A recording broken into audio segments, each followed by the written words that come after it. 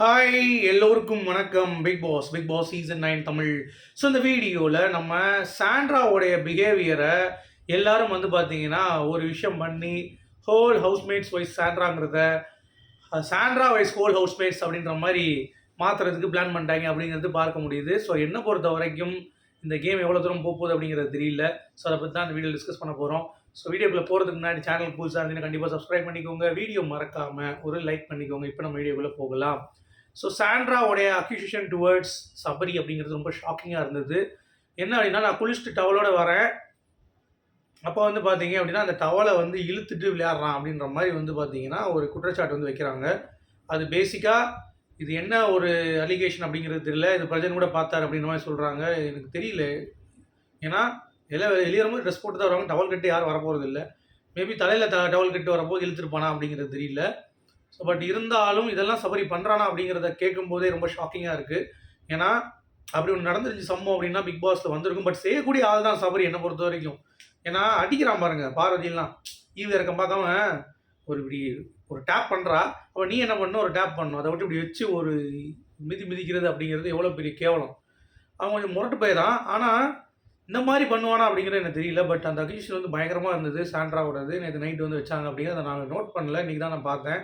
So அது உண்மையாக இருக்கும் பட்சத்தில் சபரி வந்து பார்த்தீங்கன்னா கேடு கட்டவன் தான். சரியா? ஆனால் சாண்ட்ராவை எல்லாரையும் நம்ப முடியலங்க. அப்படி ஒன்று விஷயம் இருக்குது. சரியா? நேற்று கம்பெனியில் வந்து சொல்லிட்டான் சாண்ட்ரா அதை ஒரு கேமாக பண்ணுறாங்கன்னு சொல்லிட்டு நைட்டு பார்வதி அப்போ பிடிச்சிட்டா ஒரு பாயிண்ட்டை. என்ன அப்படின்னா, நான் ஏற்கனவே போட்டிருப்பேன் இந்த பாயிண்ட்டு. இந்த மாதிரி சாண்ட்ரா வந்து இப்படி ஒரு கேம் ஆடி எல்லாத்தையும் அட்ரஸ் பண்ணணும்னு பார்க்குறா. எல்லாருடைய கேமையும் வந்து அட்ரஸ் பண்ணுறா. அது எனக்கு தெரிஞ்சிருச்சு. அவளுக்கு மட்டுமே அவள் வந்து இதை ஒரு விஷயமா பண்ணல. இப்போ வினோத்னா என்ன பிரச்சனை அவங்க கூட அவரை பிரேக் பண்ணணும். அடுத்து ஆதிரை, சபரி, திவ்யா, விக்ரம் பற்றின இதை பயங்கரமாக பேசிகிட்டு இருந்தாங்க. அவன் ரொம்ப அக்கறம் முடிச்சான் அவன் அப்படின்ற மாதிரிலாம். இன்னொருத்தனுடைய எமோஷனில் சிரித்து விளையாடுவான்.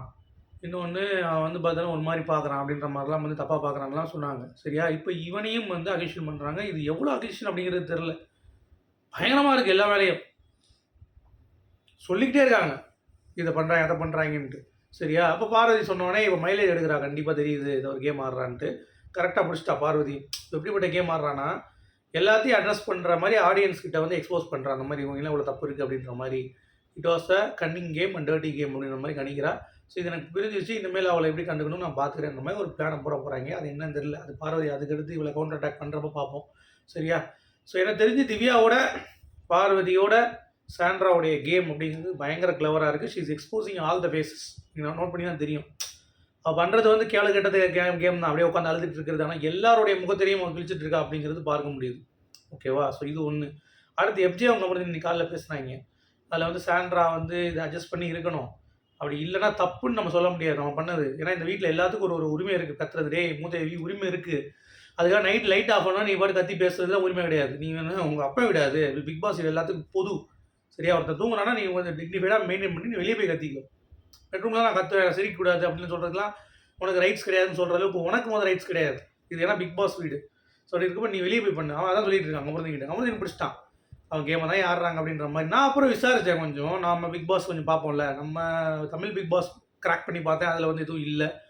தெலுங்கில் கிராக் பண்ண அதுவும் இல்லை. பட் ஹிந்தியில் சீசன் 13 வந்து பார்த்தீங்கன்னா ஒரு கண்டஸ்டண்ட்டு, லேடி கண்டஸ்டன்ட், அவங்களுடைய கேம் பிளே இப்படி தான் இருந்திருக்கு. அவங்க டாப் 5 வந்திருக்காங்க. என்னென்னா என்னை காரணம் பண்ணுறாங்க, என்னை ஒதுக்குறாங்க, என்னை வந்து பார்த்தீங்கன்னா என்னை வந்து கடுப்பேற்றுறாங்க, என்னை வந்து எல்லா ஹவுஸ்மேட்ஸும் வந்து பார்த்தீங்கன்னா கார்னர் பண்ணுறாங்க அப்படின்ற மாதிரிலாம் வந்து ஒரு கேம் ஆடி கடைசி அவங்கள எல்லாம் வந்து எதிர்த்து சண்டை வந்து கிரியேட் ஆகி ஒரு ஹோல் ஹவுஸும் வந்து பற்றி எரிஞ்சு இந்த மாதிரிலாம் வந்து டாப் 5 வரைக்கும் வந்து டாப் 2ஓ 3ஓ வந்தாங்க அப்படிங்கிறது பார்க்க முடியுது. ஸோ அப்படிப்பட்ட அந்த கேமை வந்து இவங்க எடுக்கிறாங்க. ஏன்னா இவங்க வந்து 12 சீசனாக பார்த்துருக்காங்களாம் எல்லா ஹிந்தி பிக் பாஸும். அது மட்டும் இல்லை தமிழ் பிக் பாஸையும் கரைச்சி குடிச்சிருக்காங்க போல். ஸோ சாண்ட்ரா நம்ம நினைக்கிற மாதிரி சாதாரண பிளேயர் கிடையாது அப்படிங்கிறதே நீங்கள் புரிந்து கொள்ள வேண்டும். யாரை எப்படி அடிக்கணும். ஆனால் மக்கள் வந்து இப்போ தெளிவாயிட்டாங்க. அதை நம்பாதது. இப்போ சபரியோடைய சும்புகள்லாம் அதை பார்த்துட்டு ஐயோ தப்பாக பேசுகிறாம்பாங்க. ஆனால் உண்மையில் அது இருந்துச்சாங்கிற மக்கள் ஜென்ரல் ஆடியன்ஸ் வந்து யோசிப்பாங்கல்ல. அதுதான் சாண்ட்ராவுடைய பாயிண்ட்டு. இப்போ பார்வதி அடிக்கிறான்னா பார்வதி கம்மு நீங்கள் சேர்றது பிடிக்கல கம்மு ஒன்று யூஸ் பண்ணுறான்னு சொல்லிட்டாலா. இப்போ மக்கள் பார்க்குறது எப்படி இருக்கும். ஆமாம் கரெக்டாக சொல்கிறான். ஆனால் பாரதி ரசிகர்களுக்கு என்ன இருக்கும், என்ன ஓவராக பேசிகிட்டு இருக்காங்க அவங்க 2 பேரும் தெரியும்ல என்ன ஓவராக மூட்டி விடுறோம் அப்படிம்பாங்க. இதுதான் அவங்க ஆடுற கேம் அப்படிங்கிறது நம்மளால் வந்து பார்க்க முடியுது. ஒரு வினோத் வந்து இதுக்கு ஒரு சொல்யூஷன் கொடுக்குறேன்னு சொல்லிட்டு என்ன பண்ணுறாரு அப்படின்னா, நம்ம வந்து தனியாக அவங்களை பெட்டு கொடுத்துட்றோம். நீங்கள் அங்கே படுத்துக்கோங்க, அங்கே டிஸ்டர்பன்ஸ் ஆகாது அப்படின்ற மாதிரி சொல்கிறேன். என் பெட் கூட நீங்கள் எடுத்துக்கோங்க அப்படின்றாரு. அப்போ கூட நீங்கள் அவங்க பண்ணுறது தப்புன்னு சொல்ல மாட்டீங்கல்ல? ஆ தீ ஏதாவது சுட்டா எனக்கு மட்டும் தான் வலிக்கணும், அவங்களுக்கு வலிக்கக்கூடாதுன்றாங்க. ஏம்மா 100% தப்புமா, பட் இருந்தாலும் நீங்கள் பாருங்க, அப்போ நான் தான் ஒதுங்கி போகணும், அவங்க பார்க்க மாட்டாங்க அப்படின்ற மாதிரி அதையும் கிரியேட் பண்ணுறாங்க. வினோத்தோடைய அந்த அவர் முடிவு ஸ்ட்ராங்காக எடுக்க மாட்டார் அப்படின்றதையும் வந்து மக்களுக்கு ஹைலைட் பண்ணுறாங்க. சரிங்களா? அது மட்டும் இல்லாமல் இன்னொரு விஷயம் என்னன்னா, ஆதிரையும் சபரியும் சரி உள்ள தானே வரமாட்றாங்க சாண்ட்ரா. நம்ம எல்லாரும் சேர்ந்து பெட்டை தூக்கிட்டு வெளியே போய் உட்காந்து பேசுவோம் அப்படின்ற மாதிரி என்னது நூதனமா இருக்கு அவங்க பண்றது. அப்ப நாங்க அத பண்ணட்டா அப்படின்ற மாரி வந்து பார்த்தீங்கன்னா, ஒரு டிஸ்கஷன் எடுத்திருக்காய்ங்க. இதுக்கு யார் யாரெல்லாம் சப்போர்ட் பண்ண போறாங்கன்னு தெரியல. இன்னைக்கு நைட்டு தூக்கம் போச்சா? அப்படின்ற மாரி தான் நமக்கு இருக்கு. ஸோ உங்களுடைய கருத்துக்கள் என்ன அப்படின்னு சொல்லுங்க. மீண்டும் சந்திப்போம். Good bye.